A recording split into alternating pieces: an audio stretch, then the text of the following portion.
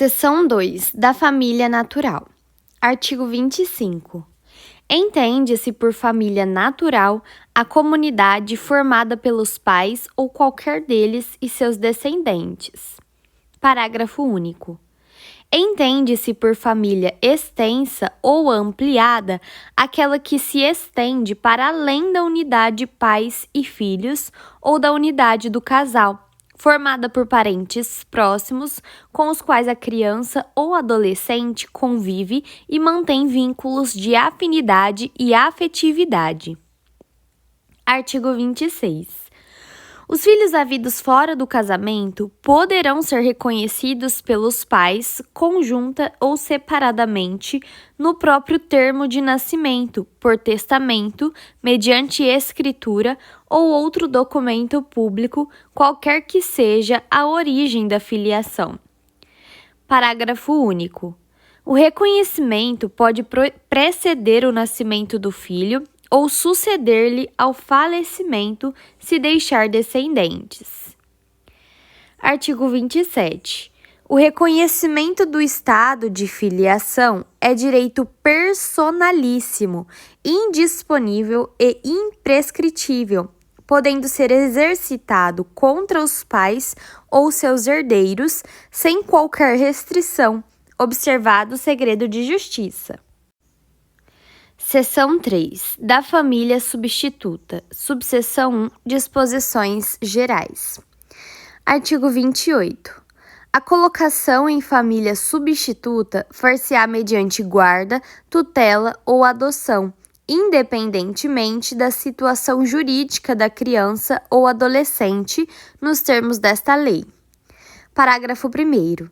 Sempre que possível, a criança ou adolescente será previamente ouvido por equipe interprofissional, respeitado seu estágio de desenvolvimento e grau de compreensão sobre as implicações da medida, e terá sua opinião devidamente considerada. Parágrafo 2º.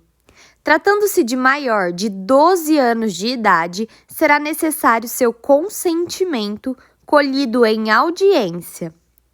Parágrafo 3º.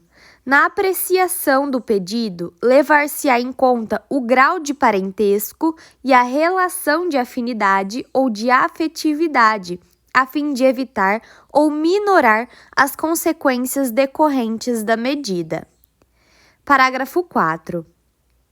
Os grupos de irmãos serão colocados sob adoção, tutela ou guarda da mesma família substituta, ressalvada a comprovada existência de risco de abuso ou outra situação que justifique plenamente a excepcionalidade de solução diversa, procurando-se, em qualquer caso, evitar o rompimento definitivo dos vínculos fraternais. Parágrafo 5. A colocação da criança ou adolescente em família substituta será precedida de sua preparação gradativa e acompanhamento posterior, realizados pela equipe interprofissional a serviço da Justiça da Infância e da Juventude, preferencialmente com o apoio dos técnicos responsáveis pela execução da política municipal de garantia do direito à convivência familiar. Parágrafo 6. Em se tratando de criança ou adolescente indígena ou proveniente de comunidade remanescente de quilombo, é ainda obrigatório: 1. Que sejam consideradas e respeitadas sua identidade social e cultural, os seus costumes e tradições, bem como suas instituições, desde que não sejam incompatíveis com os direitos fundamentais reconhecidos por esta lei e pela Constituição Federal. 2. Que a colocação familiar ocorra prioritariamente no seio de sua comunidade ou junto a membros da mesma etnia. 3.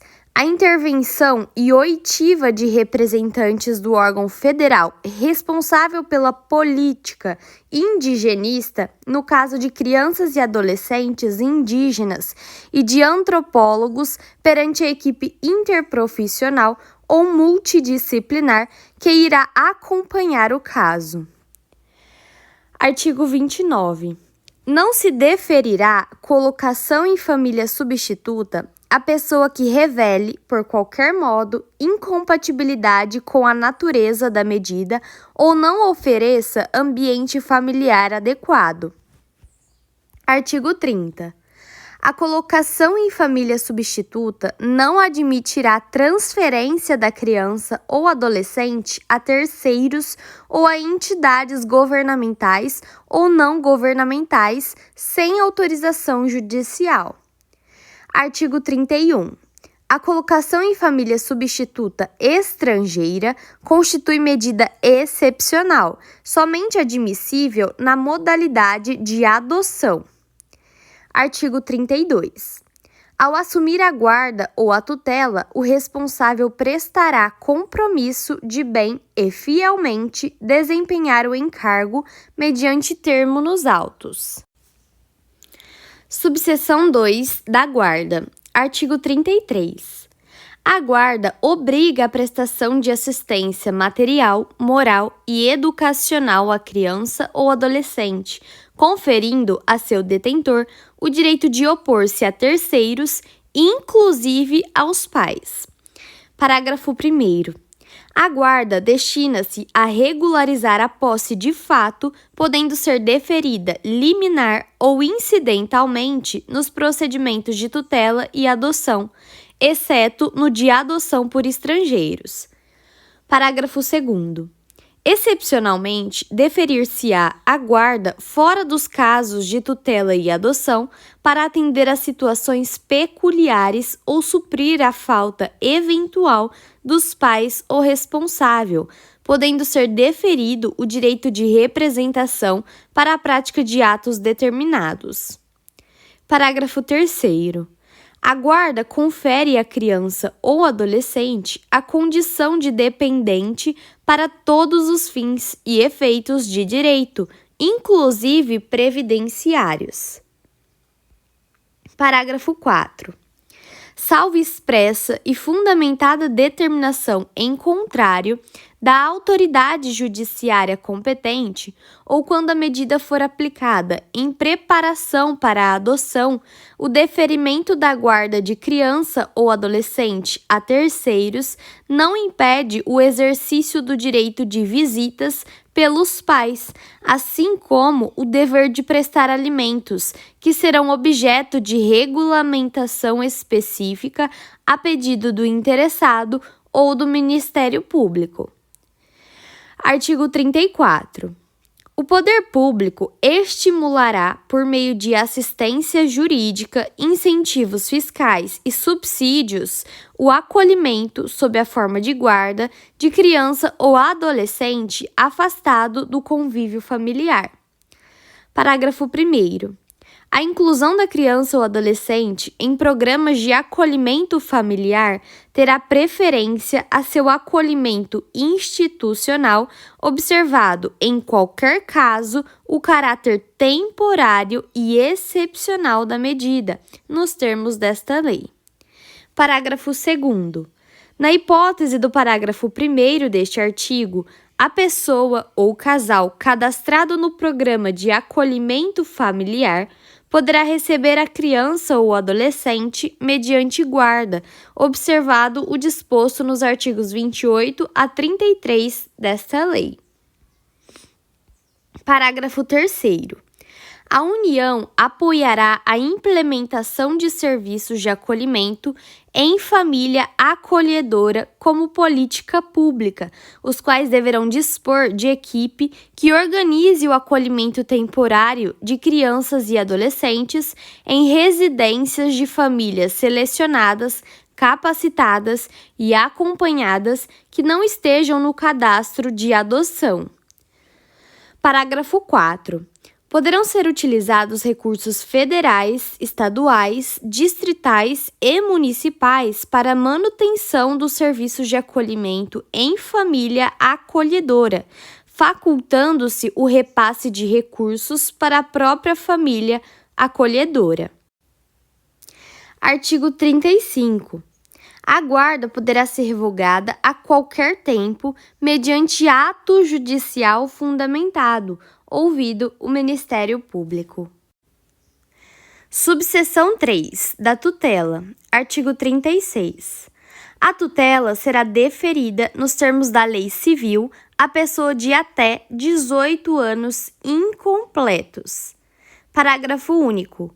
O deferimento da tutela pressupõe a prévia decretação da perda ou suspensão do poder familiar e implica necessariamente o dever de guarda.